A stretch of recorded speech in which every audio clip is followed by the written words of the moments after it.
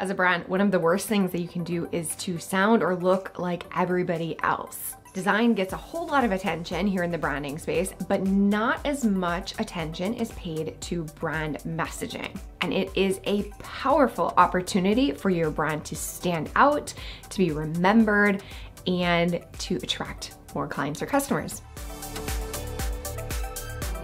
In this video, I'm going to share my actual brand messaging guide that I create as part of my VIP Clarity Code Intensive with my one-on-one clients. And I'm going to share how you can implement this into your brand as well.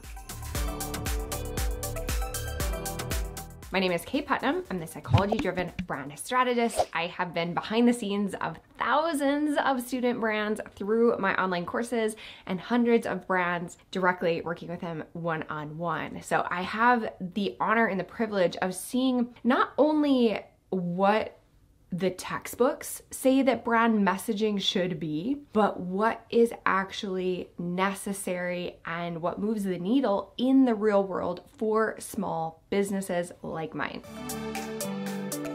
Brand messaging is important because anything that is default or generic gets forgotten. If you are just asking people to sign up for my newsletter for the latest news and updates, chances are people aren't going to do that. If you're sending an email that just says, thanks for your order, here's your product, it's on its way, we're losing the opportunity to deepen the relationship that people have with our brand anytime that we leave something generic. The other reason we want to think about your brand messaging in advance is inconsistency creates confusion, which kills sales. So we don't want to sound like 10 different brands in the 10 different places that we're showing up. Or if you're a small business owner and you're outsourcing, delegating some of this messaging work, some of the copywriting, either for your website, for social media, or something else, you don't want that person to write something that doesn't sound like you. So we have to figure out what it means to sound like you. And as I'm walking through exactly what I create for the entrepreneurs that I work with, I'm going to be showing examples on the screen. These are real client examples from real brands that are growing and scaling. Your brand messaging is at least half, if not more, of the possible tools that your brand has to express itself, to be memorable, to make an impact on people. Your brand messaging is anything that is verbal. So whether that is spoken or written, whenever you are speaking as a brand, that is your brand messaging. So when we're creating a brand messaging guide, we have to think through each of these pieces individually so that no matter where you're showing up, whether that's on TikTok or on Instagram or YouTube or your website or on a stage or wherever you are, your brand has a singular voice. We start by thinking about the voice as a whole. Now, your tone is going to change in different instances. So the tone of your voice when somebody's requesting a refund is going to be different than the tone of your voice when somebody just bought and you're celebrating that powerful decision that they just made. There's going to be shifts in the tone, but your voice should have a singular definition. And this comes from the foundational work that you should have already done defining your brand. What is your brand personality? What is its position in the market? What is this relationship that your brand has with its ideal clients or customers? If you've been in my orbit for any length of time, you know that I love brand archetypes to help define this personality and position in the market. So you can start there. The way that a royal archetype, think like CEO of $1 billion brand, speaks is going to sound different than the salt of the earth farmer. And one of the things that we try to do when we're building brand is to humanize it. So think about your brand as a character. You can even come up with a muse from TV or movies. Is your brand going to sound more like Jack Sparrow on the Pirates of the Caribbean? Or is it going to sound more like Hermione Granger from Harry Potter? What is the personality and how does that come through? I like to define a list of adjectives that we use to describe the brand, and then equally as important, we come up with a list of adjectives that do not describe the brand. When you do this well, the list of what your brand doesn't sound like should be things that wouldn't necessarily be bad, but they're just not on brand. Having a formal voice isn't necessarily a bad thing. It's exactly correct for some brands, but for others that value warmth and a more casual, more vulnerable voice, then being super formal would be out of character. How does your brand sound and how does it not? The next thing that we define when we're looking at a brand messaging guide are the names that are specific to your brand. And this is an incredible way for you to define your intellectual property. Even if you're a product-based business, perhaps you have a specific proprietary process for creating your product in a different way than other people. If you're an information or a service-based brand, same thing applies. What is unique about your brand? And then for brands like mine that are selling information, consulting, advice, expertise, we have even more of an opportunity because we can name things like a webinar or a masterclass. We can name different teaching frameworks, but every single brand has an opportunity to name different aspects of your brand. And this elevates the experience that people have with you because it isn't just a sales call, it's a clarity call, or it isn't just a newsletter, it's the brand insights list. Look through each of your VIP brand assets and see if you can give it a name that's unique to you and your business so that people associate that asset with you and only you. Next, it's great to come up with a word bank of words that you do use in your copy and your messaging and words that you don't use in your copy and your messaging. The words that you do use can be more general, just when you're describing your work or you're describing the outcome, the transformation that you create with your ideal clients or customers. It can be identity words that your ideal client or customer would use to describe themselves. This word bank doesn't have to be super specific, but we want the word bank to be elevated or unique compared to generic default language. If you want a fun introduction to defining names and coming up with a word bank for your brand, I have a free 5-day challenge called TypeQuest that is available on demand, and it walks you through the process and it has a worksheet included in it where you start to define some of this language for your brand. It's an awesome place to start. Next, we want to develop some very VIP assets for your brand messaging, and those are your core stories. There are 3 stories that I create for every single client that I work with. We extract it out of them, we zhuzh it up, make it amazing, and put it into their source book.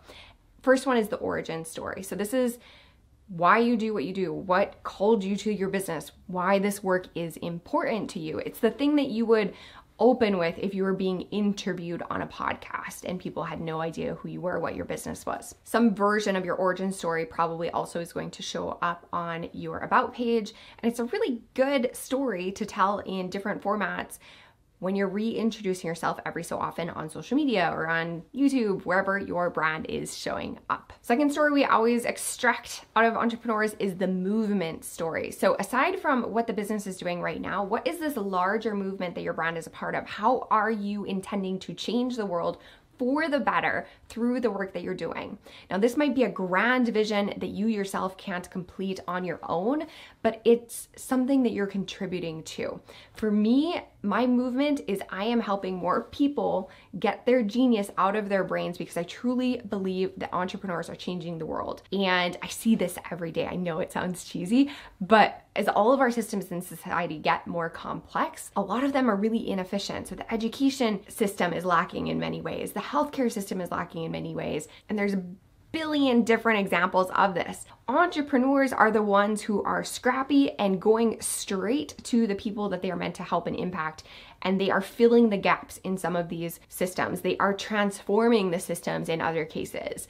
That is my movement. It's not necessarily what I'm doing. It's not about the psychology-driven brand strategy. That's my origin story, but my movement story is about this impact that I'm a part of. Third type of story that we always like to document are our results stories. So what are the most significant or transformational outcomes that you've created either for a customer or a client? How can you tell that story? You probably have a favorite amazing human that you've loved working with that has gotten incredible results. And that story is one of the most valuable pieces of brand asset or equity that you can have, because the more that we tell that story, the more other people are going to see themselves in that and want the same result for themselves. And then finally, we include shorter prompts. It's not telling the whole story, but it's prompting the entrepreneur or the content creator to tell more stories that are on brand according to the brand archetypes. Even if you have the bare bones of a story. So for example, I left the corporate world to become an entrepreneur. The different archetypes are going to tell that same story differently. So for the caregiver archetype, maybe you weren't feeling respected or appreciated in that other job, or maybe you left because you had some life situation where you had to give more of yourself and you didn't have the time to stay in that corporate situation. For the explorer brand, maybe you left that corporate job because it was stifling you. You didn't have the freedom to be yourself. So you needed to set out on your own, go on a journey to figure out what would be more fulfilling and suited to who you are as an individual. And those are just two of the archetypes. There's many different ways that we can spin that same story, and these prompts help us think in terms of our archetypes when we're bringing stories to social media, to our videos, to our content, to all of the places where our brand shows up. Next, we document what your core topics are. The way I describe this is, if your brand was a magazine, what would the different sections of that magazine be? For me, I'm talking about branding, psychology, and entrepreneurship. Those are the things that I want to be known for, psychology-driven branding first, and then I'm also talking about topics that are adjacent to branding. So what do you want to be known for? What are these topics that you're going to return to again and again and again? And then we get to start to have some fun. A big part of your brand voice is portraying your personality. And one of the ways that we do that when we're getting to know a real human in real life is we get to know their likes and dislikes. And I like to document this in the brand source book in terms of off-topic topics. So for me, I might talk about living in Italy for 3 years, adventures that occurred there. I might talk about my 2 kids and how amazing it is that I get to welcome them off of the bus at 2 p.m. because of the freedom the entrepreneur gives me. I sometimes talk about lifting or working out, and none of these have anything to do with my brand specifically, but they help you get to know me on a more of a human level. Even if you're a brand that has a team of people, not just a single human like my brand, you're still gonna have some of these quirks. Like maybe you have fun rituals or inside jokes that you can share with your audience. What are some of those elements that a copywriter, whether that's you or somebody else, can sprinkle into your copy to make you feel like a more well-rounded, multifaceted human being? And then similar to that, what are some of the phrases that you might say that other people don't? And these, interestingly, don't really have to do necessarily with your names, with your intellectual property as a brand. It can just be isms that you say all of the time. Maybe there's quotes that are unique to you. I have often said that here we build brands on truth, not trends.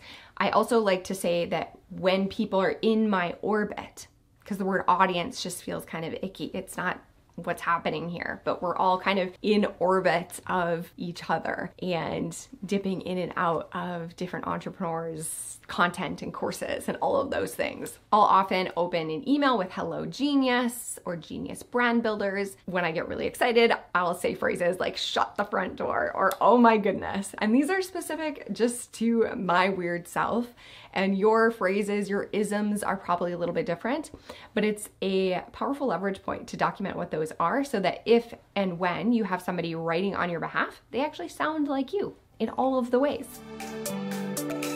And then lastly, and this is a often overlooked piece, we need to document what our word style is. With the advent of the internet, the way that we write, the grammar, the capitalization, the emojis are making for a much more creative landscape. So do you use all caps to emphasize a word when you're writing? Do you use emojis or do you not? Do you swear? How do you capitalize things? Are you using American English or British English? What does your writing actually look like? So there you have it. The whole words page, the brand messaging guide of my brand source book that I create for my VIP clients. If you want this done for you, I would love to work with you. We can do this together. If you're more of a DIY self-service, if you don't have a large budget for this, I have all of my best content inside of my Brand Clarity Collective, including all of the lessons about defining your brand messaging guide for yourself. So I invite you to check that out. It's an amazing community of like-minded entrepreneurs, plus all of my best brand building curriculum. Brand Clarity Collective. It's my favorite. So there you have it.